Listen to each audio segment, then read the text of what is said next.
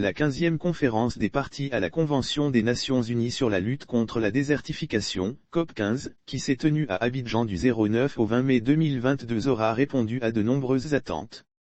À la clôture, le président de la COP15, Alain Richard Dongoyi a indiqué que l'initiative d'Abidjan permettra à la Côte d'Ivoire de s'engager résolument dans le développement durable.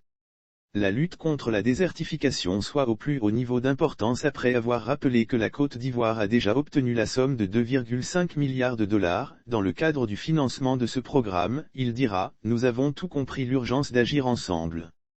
Président de la COP 15 pour un mandat de 2 ans, l'ex-ministre des Eaux et Forêts a affirmé, faire en sorte que la question de la lutte contre la désertification soit au plus haut niveau d'importance.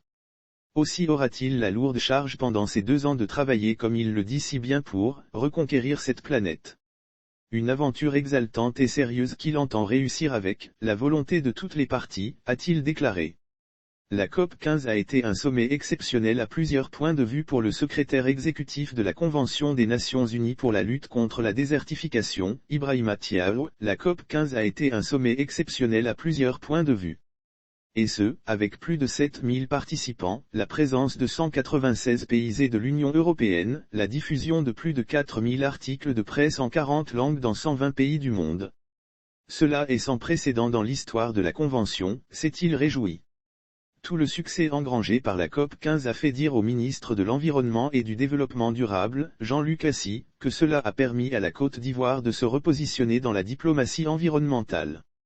Lire aussi COP 15/Alain Dongoyi, l'initiative d'Abidjan favorisera la création d'emplois.